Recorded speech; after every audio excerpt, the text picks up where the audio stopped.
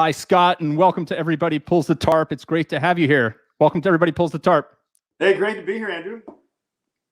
Scott, you and I have talked a little bit about your career. I want to set it up for the listeners. So, Scott, first round pick by the Boston Red Sox in 1991. You go on to have a great career in Major League Baseball. You become Oakland A's royalty, if you will, in the early 2000s. Your story was written into movie lore in the famed picture Moneyball in 2011. You were played by Chris Pratt, played your role. I can't wait to get into your whole career and dig into everything that you went through as you navigated Major League Baseball. Where I want to start, Scott, is that the draft. So you get picked first, and one of the things I've learned over the years talking to so many baseball players is that being a first round pick in baseball is a lot different than being a first round pick in other sports. The path just seems like a lot steeper hill to climb in baseball to get from number one pick to the big leagues and then to stay in the big leagues. Talk about the transit. Talk about that moment. You're a first round pick, highly regarded, and now you have to go into the minor leagues and figure out how you're going to get to the show. Yeah, I look at this from two perspectives, because right now, like you said, I work for the A's as a special assistant, but I do a ton with the draft. So the draft is a big part of what I do.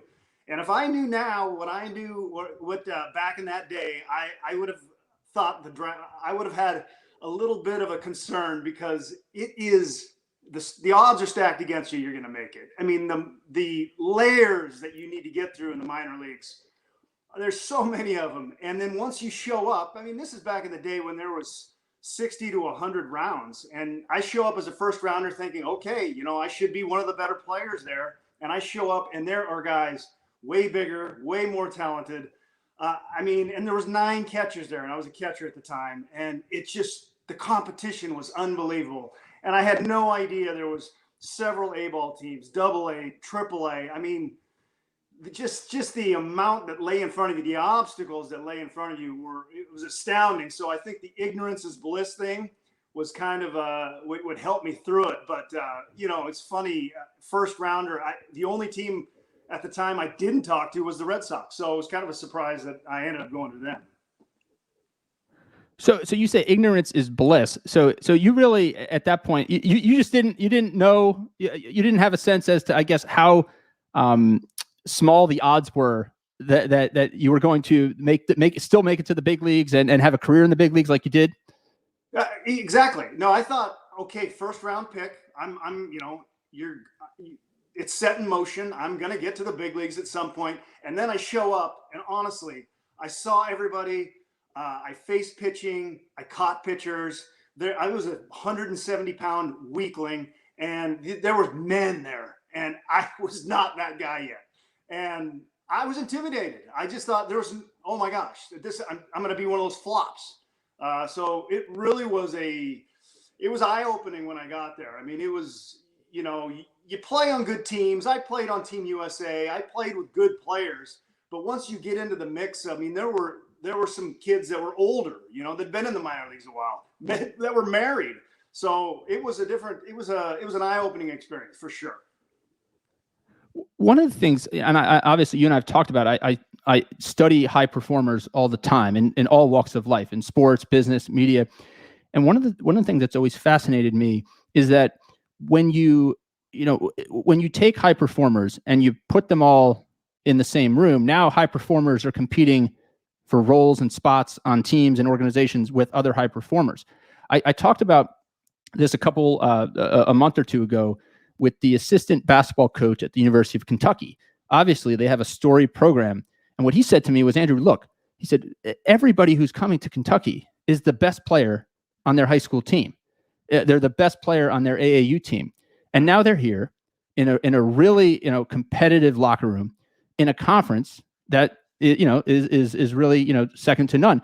And it's an adjustment. It's a situation where you need to adapt. So talk about, now you get into the minor leagues, Was there struggle initially? How did it go from the start? Well, it's a good question. So I get there, initially that you don't get thrown into games. It's more of a workout environment, and you're playing, you're taking batting practice. And I was a pretty good college player, and I had a lot of success. And I would hit balls, and I'd have a round of BP, and then a guy would come behind me and hit balls where I couldn't dream of hitting balls. And so there was a real inferiority there, that I just didn't have the raw ability that some of these other guys did. And then you get into games, and baseball is one of those sports where it's not so much how big you can be at one point, it's kind of how consistent you can be. And it wasn't until I played for about a month, and I was getting my hits and I was doing my thing, and you'd see guys have great performances and then they'd have a week of bad performances. So in there, I built a little confidence just in the fact that I was kind of able to maintain some sort of baseline just longer than everybody else. I may not have the great days, but I didn't have the low days. So somewhere kind of in the middle, if that makes sense. And in the baseball world, boring is kind of good. And I was kind of maybe fall into that boring category. Well, I don't know if it was boring, Scott, but it's certainly I always say a player is the back of their baseball card, right? You're not who you are. It's the same thing in business and anything. You're not who you are on your best. You're not what you are on your best day. You're not what you are on your worst day. You're somewhere in the middle. But now go back to that moment where you're watching people hit the ball to places that you envy, that are doing things on the field, maybe skill wise that you hadn't been able to do, or you can't do at that level. How do you stay confident that you belong at that level? Well, it took a while. I didn't really feel confident. I mean, for a long time. I mean, it wasn't until things kind of, you'd get some affirmation from coaches, and you'd kind of play the game in your head, and you just did. If you were a baseball person and you kind of could take the view of the game, after the game or a week, of games, you could see that you were doing things maybe not the best, but you were kind of in the middle there. So it took a while for me to kind of take a perspective of getting a bigger sample size, I guess. But it took a while. I honestly, I battled confidence from pretty much my whole career, as far as, I was afraid I was going to forget how to hit every single day almost. So, there's so much failure in baseball that mental game is maybe, half the battle. It may even be more, right? It's like, yeah. I cite baseball all the time as an example where, a 330 career hitter who's a Hall of Famer, right? Is making outs well more often than they're getting hits, right? So it's one of those things where it's a constant failure. It's every day, right? Baseball is the only sport, there's no clock, there's really no let up in the schedule. You just kind of keep grinding it out. How do you, how did you go about, when did you get that? You say it took a long time. When did the confidence set in? It got, I did certain things pretty, naturally. Like I threw pretty well. My defensive game was pretty solid.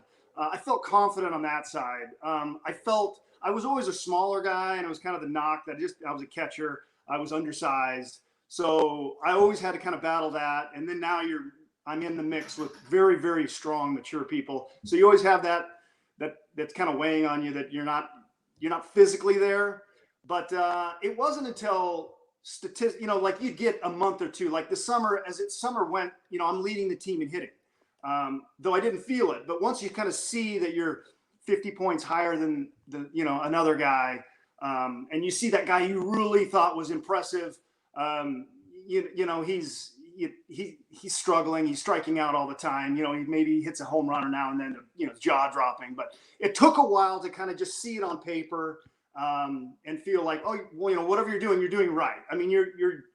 You're one of the better players. So with that came some confidence, but still there was doubt. Scott, I had, and we're talking to Scott Hatteberg. This is a lot of fun. We're breaking down Scott's career. Scott, one of the authors, best-selling author that I had on this show maybe 6 months ago is John Gordon.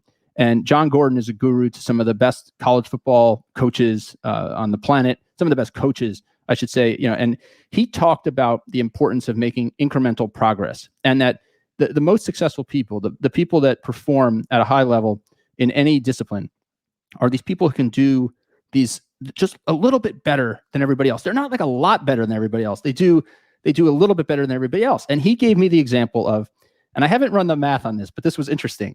He said the difference between a 250 career hitter and a 350 career hitter on average is about 1.4 hits per week. So I mean, it's a remarkable contrast between, one's a Hall of Fame career and one's if you can bat 250 in the major leagues over a long period of time, that's a great career. You're gonna stay a while.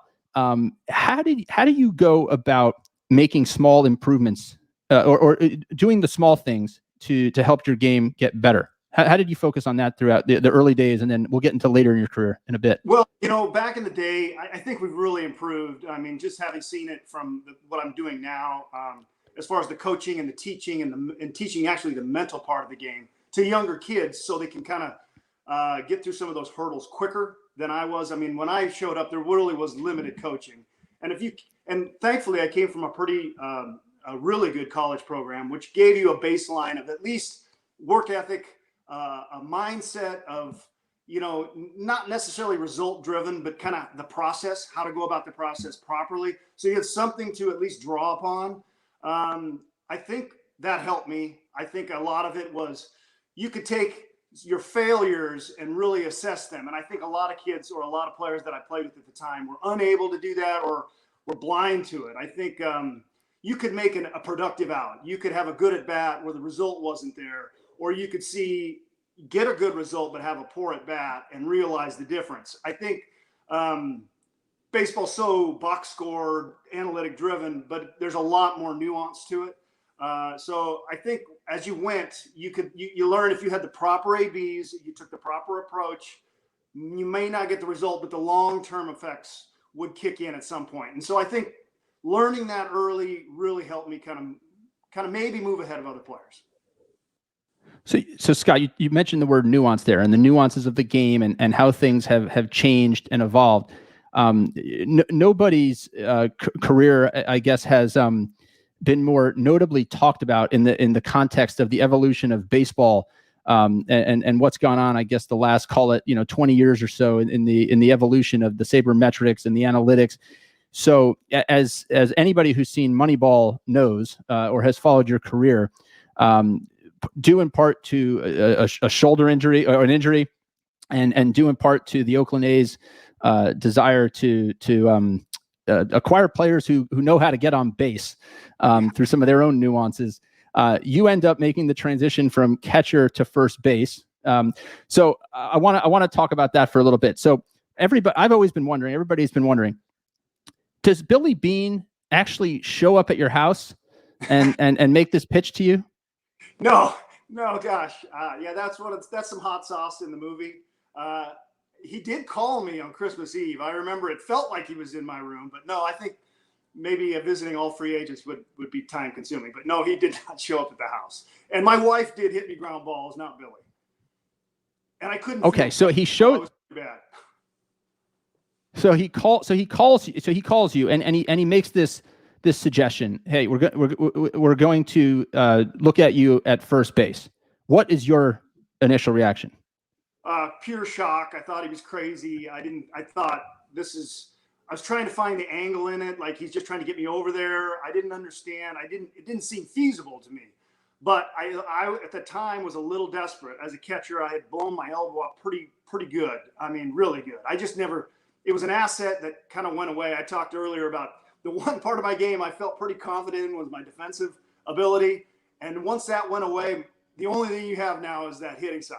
So my options were limited catching. It was a lot of backup stuff. And I felt like I could still perform on the hitting if I could get everyday at bats. So this was a glimmer of hope from Billy to get those everyday at bats. He was talking about that. And saying I was going to play first base, I thought was, man, that's far fetched. They just had the guy that I would be replacing is Jason Giambi, who just won the MVP, right? So I'm going to this team supposedly going to play first base. I kind of just took it and I said, let's figure it out later. Let's figure it out later. So what was the next step? What was the game plan? How did you go about making that transition? Because people who don't really know baseball think that, okay, the first baseman is just going to stand there and catch these balls. It is one of the most complicated positions to play in the game because of all kinds of factors. Talk about how you went about learning how to play. Well, I honestly, from the day I signed the contract, I really had my wife hit me balls on this tennis court. And there were pine cones all over it. And I was so bad feeling that going into spring training, I had zero confidence. I show up and, having been a catcher, the two things that I had going for me was I could catch the ball and I wasn't afraid of the ball. So basically the thing I could do was if it came at me on the ground, I tackled it. And if they threw it to me from the infield, I usually caught it. So the nuance of the footwork, knowing where to be on cutoffs, where to play in the field, that was all completely foreign to me. We had a guy at the time, our third base coach, who was the fielding coach, his name of Ron Washington. He's famous in the game. I mean, this guy, he's such a guru. It's hard to, overstate how good of a defensive teacher he is. I honestly, without him, this would have been monumentally tough, much more tough than it turned out being. But he helped me a lot. Hours and hours and hours I spent with him, and to just get proficient enough to be there, and be adequate. It took me a long time to get adequate. Well, and it's one of these things where people in all professions are changing roles. People change roles often, right? They change roles, they change jobs. They're asked to step into situations that they're not comfortable in. What they're asking you to do is a little different than maybe any old job, right? They're asking you to play first base, in the major leagues, in front of fans in the building, and in front of people all over the country and the world. How did you think about that? How did you frame that and stay, again, we've talked a lot about the confidence and making sure that you can kind of filter out any of that negativity and doubt and say, I belong here. Oh, there was plenty of negativity and doubt. I mean, when I showed up over there, I remember it to this day. It's one of the most scarred memories in my whole career. I was playing first base, maybe the second time I'd been over there, and I was scared to death. And we were playing the Giants, and I was holding a guy on at first base. And when you're holding a guy on, you're 90 feet from home plate. And so I kind of pop off with the pitch, and Barry Bonds is at the plate. And Barry hits a ball I felt like I was on a driving range and a golf ball coming at me. It's one of those dreams where you're running, you're moving in slow motion, you're underwater, whatever, you're running in sand. This ball it is coming at my face. And I can't get my glove up. I mean, I know I can almost hear it, and it misses my ear by, I felt like less than an inch. I couldn't even get my glove up to protect myself. And he shows up, and that's what I built upon. So that scared me to absolute death. I thought, no way I can do this position. But I had to. I mean, I was committed. I'm committed. I got to do this. And so the biggest doubts were I was just going to let the team down. I felt like everybody's out there working hard, and I'm going to be the weak link that just kind of brings the loss. That's not doing their job. So it really drove me I did so much behind the scenes. I did so much, work before and after games that was the driving factor. But gosh, there was doubt, plenty. Well, Scott, so obviously things go well, and the story becomes one of the most epic in sports history. The A's go on a 20-game winning streak. To win that 20th game, you hit the famed home run. At the time, it was an American League record. So when you're on a run like that of success, even though it's a 20 games is a small portion of a major league season, how do you keep the trains rolling? Are you Are you tweaking things? Are you trying to perfect things? Or are you just trying to let things happen? How do you keep that success rolling? Well, that's a good question. I mean, it takes a team. I think that there was a lot of different heroes at the time. The thing about baseball, it's a little bit of a momentum type of game too. Confidence can kind of be viral. It can kind of spill over, and especially with young kids, I think that don't maybe have the perspective of an older, like, this, what we're doing is a little crazy, you guys. We had that youth movement. There was a lot of young kids on the team, and they just thought they were invincible. And I think that helped me. I mean, it was just pure confidence. So a little bit of it was just, you get on a roll, you hot streak. I mean, all that sports vernacular as far as, you got the hot hand. I mean, basically that's what it was. I mean, and we had a lot of talent, but it was just, we felt like we were going to win every single night. And we'd get to a point, and, we had great pitching, which really keeps you in every single game. But we knew somebody was going to come up big, and it kind of was that all the way through it. I mean, we won in dramatic fashion. I remember, I think of like four of the last 5 nights, I think we won, almost in the 9th inning. Is there something about that that perceived kind of underdog mentality that, when people don't expect you to do something, that all of a sudden you feel more empowered and able to do it? Yeah, you may feel a little more free. I think a little bit more. I want to prove somebody wrong. I think rather, I don't know. It's like teams, in basketball or whatever. They got the lead, and then they pull it. They all of a sudden change gears, and they try to kill the clock. I don't know. I feel like you lose that aggression when you're the underdog. It almost fuels that aggression or that drive. So I think we had some of that to a point. In the whole thing, we won 20 games in a row and gained like 3 games on the Angels. So part of that was, I know we're doing great, but we're really not running away with this. So we still felt like we were having to fight for a division title. So that helped, I think, too.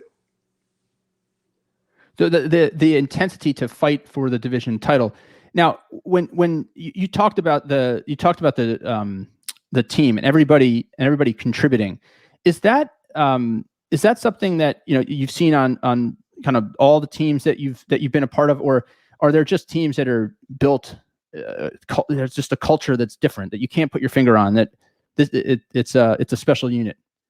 Yeah, no, good. That's a good question. And we, to this day, putting together rosters, you try to figure out that locker room dynamic or that cohesive, pulling in the same direction type of atmosphere. I was on, my first team was Boston, and it was a lot of superstar guys, probably the most talented teams I'd been on. And man, the last out was made, and it's 25 taxis in different directions. And so there was a little bit of a selfishness. There wasn't that cohesive thing. It was kind of like go in, punch your ticket, do your job, and get out. And it makes for a long season, especially if you don't win. But in those close games, I think that it's something that is lacking. And for whatever reason, in Oakland, every team I was on there, it was 4 years, had it. And I think part of it is the combination of youth and then, the certain free agents they brought in that helped it. The young guys looked up to you, and the guys that they usually brought in were usually quality guys that were trying to resurrect a career and definitely looking to win. So I think the combination works. I don't think that we did it on purpose. I think it kind of happened organically, but it definitely helps, and it does not exist everywhere. What do you think, Scott? If you had to pinpoint one or two things, what would you say those one or two things that have made you successful? Let's talk about on the field as a player in your career. Can you pinpoint one or two things? I think a lot of it is I worked extremely hard, kind of behind the scenes. I was always trying to get better. I feel like baseball is one of those games where you really never quite figure it out. It takes a lot of effort. It spills over into, I started watching a lot of video. You just look for any advantage you can that you could gain. And I think that was part of it. I think that you just kind of have this never ending, drive to get better. And I think I had it. I was maybe at the end too hard on myself. I felt like the 0 for 4s hurt more. then the 3-for-4s felt great. So, I mean, that part, the failure was kind of the hardest part at the end. It felt like he did this long enough that I shouldn't be rolling over to second base twice in a game, you know, or not getting the guy in from third with less than 2 outs. I mean, these kind of things were, they drove at you, but I really prided myself in doing some of those things, you know, as best I could. So I think that helped. So Scott, before we wrap up, I want to talk a little bit about what you're doing now. We've touched on it a little bit, but you're a special assistant to baseball operations with the Oakland A's. Talk about the transition a little bit more from, so we talked about the transition from catcher to first base, but now player to front office. Has it given you a different perspective on the game? It has. I've gotten to see really how it's changed, and it's been kind of I was there kind of when things started shifting as a player, but I was more of a pawn in the whole situation. But through Billy Beane, I got to kind of just see where they were headed. Now I get to see it, in greater detail, really. But the game is transforming, and it's hard. It's transforming year to year. I mean, on what's valued, how the analytics are looked at. We have some really smart people in the game. I do a lot of scouting, and this is a hard part because as a player, I mean, if you have 40 guys you draft and 5 of them get to the big league, that's a good year. So there's a lot of failure in there too. But as a scout, say, you watch a player, and as an ex-player, I usually look at players and see their weaknesses. Immediately they jump out. How can I beat you? What are you not doing right? What are you not?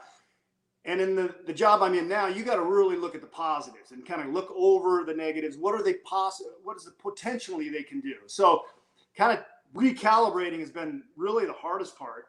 And it's still very, very difficult, very much a jigsaw puzzle kind of to put together, but it's really interesting and I love it. But it's been really fun to kind of see how kids have gotten more mature, younger, and the data that's come out, I'm constantly learning. So it's been a lot of fun. I've really enjoyed it.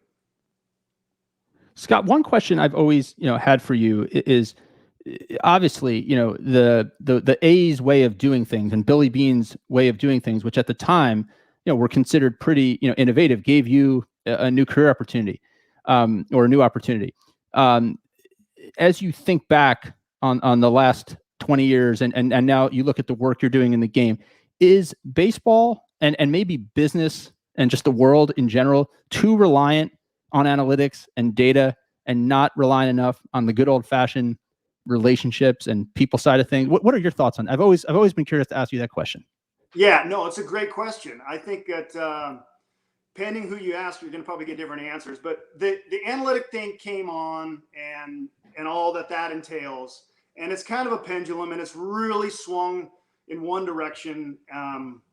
Just speaking from our organization, it's kind of come back to a point where there is a marriage between the two. I think that there's never going to be, I think you're going to always need that hands-on, the experience, a little bit of the translator to the game to the analytics. So it's really important, as the ex-player who speaks that language and understands that, nuanced aspects of baseball, which are tough to explain to people, and really marrying that with the smart, math guys and that, have such a great handle on the analytic part, and you two getting together and kind of trying to point them in the right direction, at least the baseball wise. So I think the pendulum, like as far as just straight analytics, and we're just going to follow this, and teams are still doing it.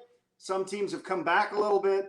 I think we've come back a little bit, but it's always going to be there. And I just think that there's always going to be a human element to involve. To what degree, I don't know, but it's come back a little bit. There's always a human element involved. Scott, this has been so much fun spending some time on Everybody Pulls the Tarp with you. Can't wait for baseball season to begin. Hopefully we can get some more people in the crowd than just, a couple thousand in all the stadiums around the big leagues and start enjoying our national pastime again.